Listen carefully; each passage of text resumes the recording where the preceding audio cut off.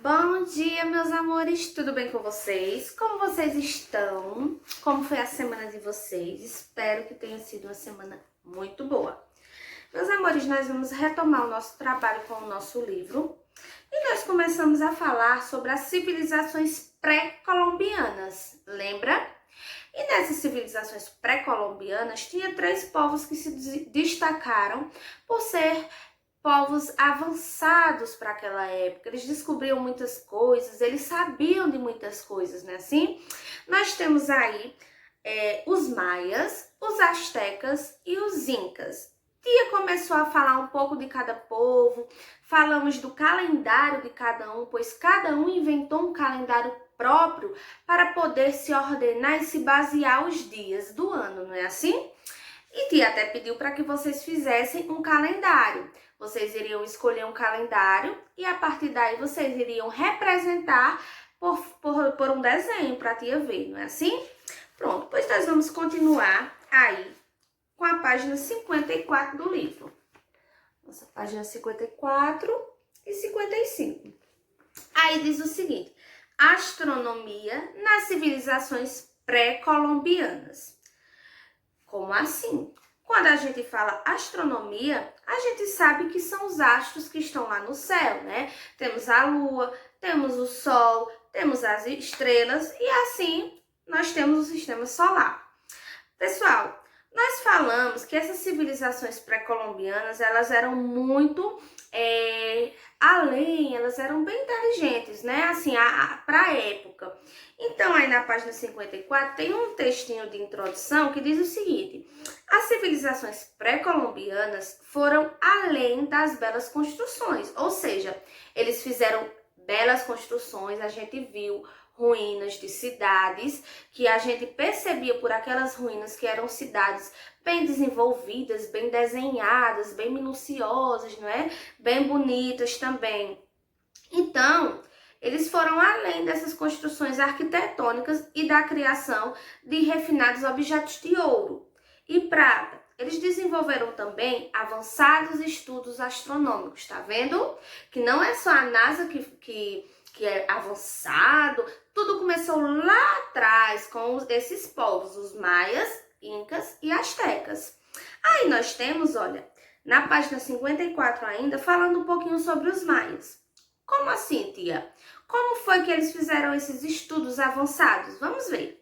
Os maias, eles começaram a observar o céu e os fenômenos celestes movidos pela religiosidade.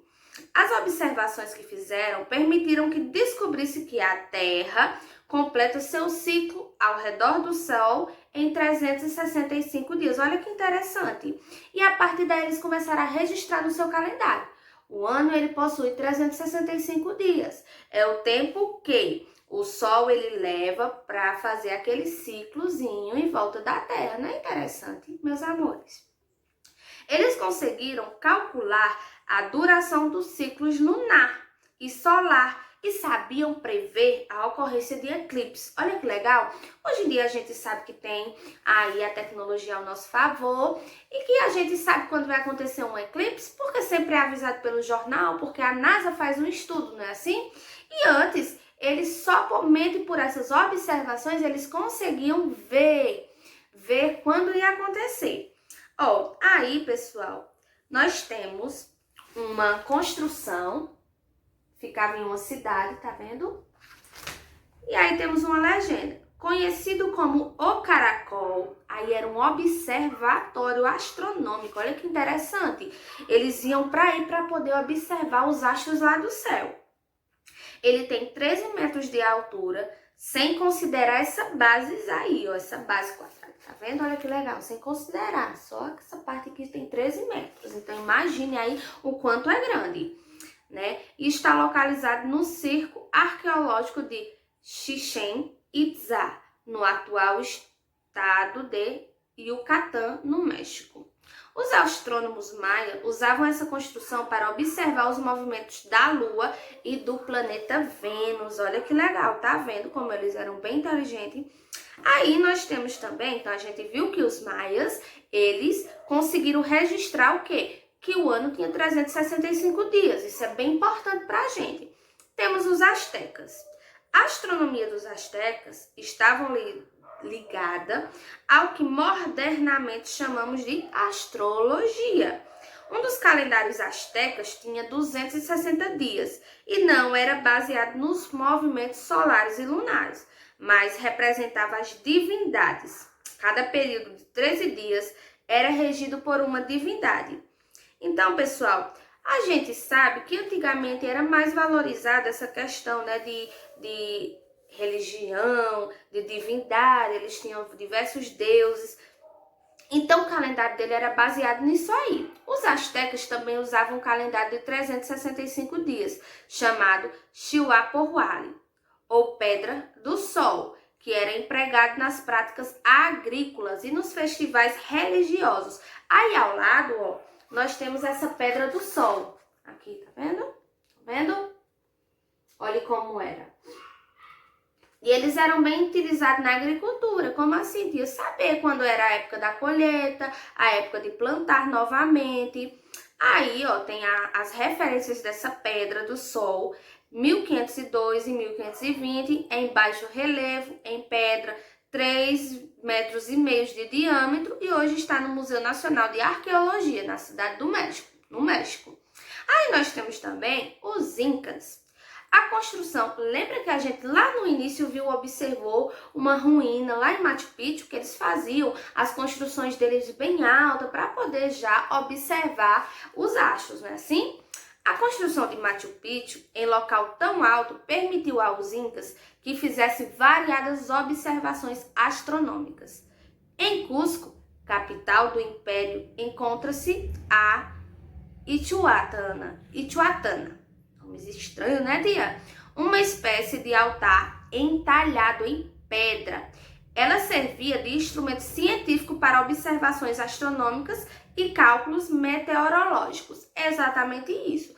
Os cálculos que eles faziam dos dias, das horas, era feito através desses astros. Então, eles observavam aí, ó, nesse observatório. Os incas, eles usavam as observações da Via Láctea, que chamavam de Rio Celestial, para prever o clima, e conheciam com precisão os solstícios. Solstícios, pessoal, é cada uma das duas ocasiões do ano em que o Sol alcança maior grau de afastamento angular da linha do Equador. Isso aí, pessoal, futuramente vocês irão estudar em geografia, viu? Mas aí nós temos o que nos interessa, que é uma ruína desse observatório. Por que ruína? Porque hoje em dia não é mais utilizado. É igual às cidades. Lá, em muitos lugares, até aqui mesmo no Brasil, nós temos ruínas de cidades que foram habitadas antigamente e que hoje não é mais habitada. Tinha mais essa cidade. Ela é inteirinha, ela é bonitinha, dá pra morar? Pessoal, não. Porque a partir do momento que uma cidade é abandonada, que não tem mais habitantes, querendo ou não, ela vai se deteriorar. Vixe, a língua de Deus está enrolando. Vai se desgastar e vai acabando aos poucos. Não é interessante? Imagine aí você, se você chegasse em uma cidade deserta, que só tinha as ruínas. Quais seriam os sentimentos? Quais seriam suas emoções? Talvez vocês iriam ficar com medo, porque eu iria. Lembra das cidades fantasmas que a gente assistia nos desenhos? Pois é, existem as cidades que o pessoal chama de fantasma por não habitar ninguém, né? Então, pessoal, para nossa aula dessa semana, tia vai querer que vocês, com base no que a gente estudou na página aí, até a página 55, a gente pegue, faça um desenho bem interessante, sabe o quê? De uma cidade em ruínas. Como você imaginaria uma cidade em ruínas hoje em dia? É claro que é uma cidade baseada naquelas cidades antigas dos povos maias, astecas e incas, tá bom? Vocês vão desenhar e vão também falar um pouquinho sobre que emoções você sentiria ao chegar em uma cidade como essa, tá bom? Beijo no coração de vocês, tchau, tchau e até a nossa próxima aula.